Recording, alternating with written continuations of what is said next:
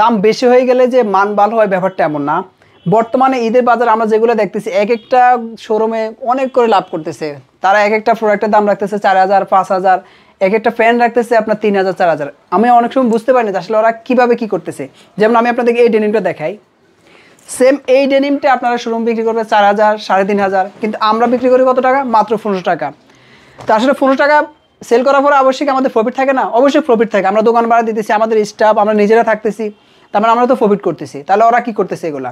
এই একটা ডেনিম দেখে আপনাদেরকে মাত্র 1200 টাকা ডেনিম। সেম এই ডেনিমটাই যদি কারো কাছে যান আপনারা 2000 3000 নিচে নেই। আরও কিছু দেখে আপনাদেরকে, এই 12 ফ্যানগুলো দেখাই, এগুলো আমরা বিক্রি করতেছি মাত্র 900 টাকা। সেম 100% এক্সপায়ারি টোয়েল, এই টোয়েলগুলো বিক্রি করে 2000 1800। দেখেন ব্র্যান্ডের, আপনারা প্রয়োজন আমাদের এখান থেকে নিয়ে আপনারা কম্পেয়ার করে দেখতে পারেন যে আসলে আমাদের কি মান ঠিক আছে নাকি আমরা শুধু শুধু কমে বিক্রি করতেছি। এটা একটু দেখে আপনাদেরকে, এই পোলোটা জাস্ট যদি একটা লাক্সারি একটা আপনাদেরকে নিয়ে যায় যে লাক্সারি ব্র্যান্ডের একটা শোরুমে, সেম জিনিসটা বিক্রি করবে কত? 4000 টাকা, 4500 টাকা, 5000 টাকা। আমরা বিক্রি করতেছি 700 টাকা। দেখেন এখনও এক্সপোর্টের যে ট্যাগটা এটা এখনও রয়ে গেছে, সিলটা।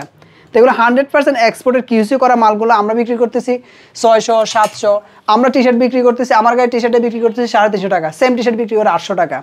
তো আসলে খুব বেশি মুনাফা করে তারা কী করতেছে? শুধু শুধু মানুষের উপর জুলুম করতেছে। এটা মূলত আসে আনন্দের জন্য, কিন্তু আমাদের দেশে আনন্দ না দিয়ে মানুষের উপর জুলুম করতেছে। মানুষ কীভাবে একটু ভালো থাকবে, কমে কীভাবে দিবে সেদিকে চিন্তা নেই, শুধু নিজেদের বড় লাভের চিন্তা করতেছে।